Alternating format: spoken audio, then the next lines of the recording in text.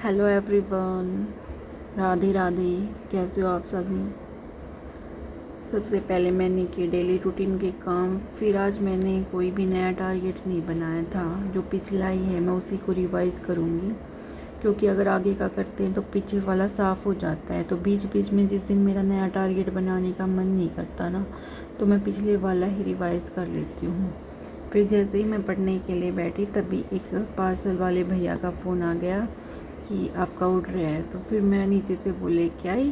फिर उसको अनबॉक्स करके देखा कि उसकी जो कंडीशन है वो सही है या नहीं है। फिर उसके बाद लंच टाइम हो गया था, तो खाना खाने के लिए ऊपर चली गई थी। खाने में आज ये सब कुछ मिला था। लंच कंप्लीट करने के बाद फिर मैं नीचे आ गई थी। फिर लंच करने के बाद पढ़ने का बिल्कुल भी मन नहीं करता। ऊपर से मैंने फ़ोन चला लिया था, तो ध्यान उधर ही चला गया था सारा। फिर भी मैंने सोचा थोड़ी देर के लिए पढ़ ही लेती हूँ। लंच कंप्लीट करने के बाद तो ऐसा मन करता है कि सो ही जाएं, क्योंकि थोड़ा सा हैवी हो जाता है ना। बट फिर भी मैंने किया। थोड़ी देर पढ़ने के बाद मन करने लगा था।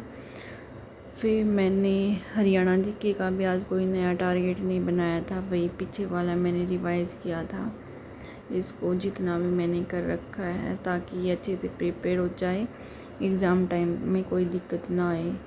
फिर उसके बाद मेरी फ्रेंड आ गई थी कि वार्डन मैम आई है, नीचे बुला रही हैं। तो मैं नीचे गई। कुछ प्रॉब्लम्स थी, जैसे मेरी कूलर ख़राब हो रखा था, तो मैंने उनको बोला कि कूलर ठीक करवा दो। तो वो बोलते कि करवाते हैं, देखो अभी होगा या नहीं होगा, पता नहीं। इतनी ख़राब हालत हो रखी है, चल भी नहीं रहा बिल्कुल।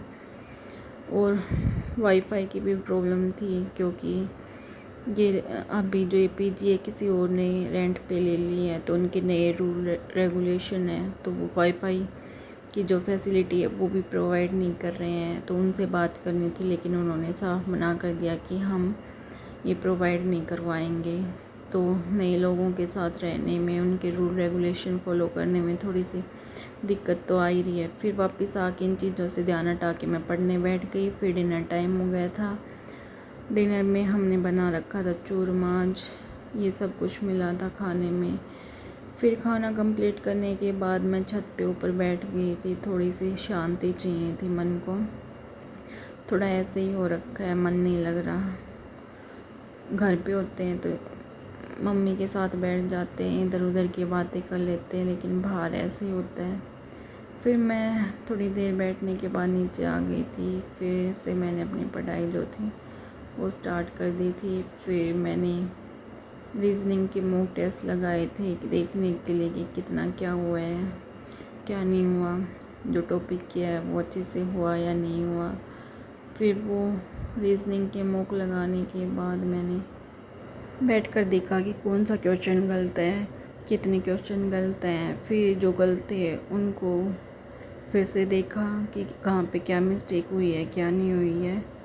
तो ऐसे ही मैंने जितनी भी रीजनिंग के टॉपिक किए हैं उन सभी को भी बाद में बुक से रिवाइज़ किया मॉक लगाने के बाद। फिर मैंने एक वीडियो देखी थी, भूख लग गई थी, फिर मैंने तरबूज खा लिया था। फिर उसके बाद मैंने मैथ में जितना भी मैंने कर रखा है वो रिवाइज़ किया।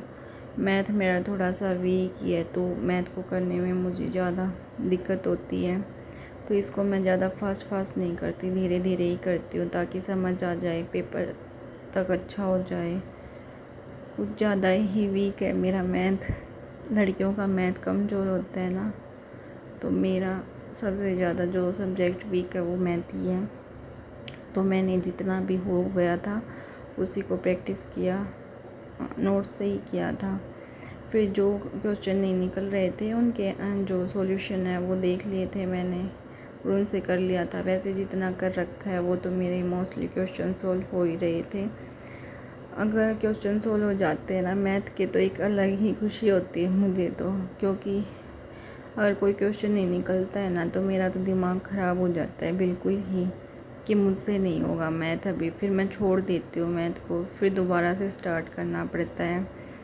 फिर दोबारा से वही 2-4 वो करती हूँ टॉपिक, फिर से जो निकलता नहीं है तो फ्रस्ट्रेट हो जाती हूँ। तो ऐसे ही कर लेती हूँ जैसे तैसे मैथ को तो मैं।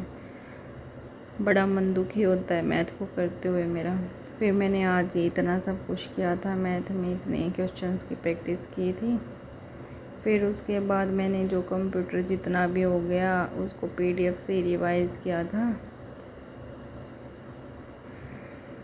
तो कंप्यूटर में तो ज़्यादा दिक्कत नहीं होती है मुझे, साथ साथ करने के बाद ये टॉपिक भी अच्छे से रिवाइज़ हो ही जाता है।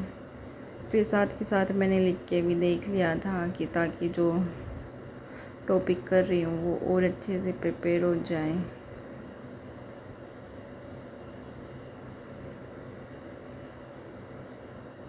फिर कंप्यूटर को ख़त्म करने के बाद मैंने जो हिस्ट्री वगैरह है सभी सब्जेक्ट की जो PYQ की एक सीरीज़ थी, नोट्स थे उसके, तो उससे मैंने उनको रिवाइज़ कर लिया था। इस सीरीज़ में 20 क्वेश्चन होते हैं जो साइंस के, हिस्ट्री, पॉलिटी सभी सब्जेक्ट के होते हैं और उनकी एक्सप्लेनेशन भी होती है साथ में, तो वो टॉपिक अच्छे से हो जाता है। और जो मैंने पढ़ लिया उसमें मुझे पता भी चल जाता है कि कितना क्या मेरे को अच्छे से आता है, क्या नहीं आता है, और जो भी हो गया वो अच्छे से रिवाइज हो जाता है। ये सब कंप्लीट करने के बाद फिर मैंने की सोने की तैयारी। तो आज का व्लॉग यहीं तक, और वीडियो पसंद आए तो वीडियो को लाइक, चैनल को सब्सक्राइब कर दिया करो। जय श्री राम दोस्तों।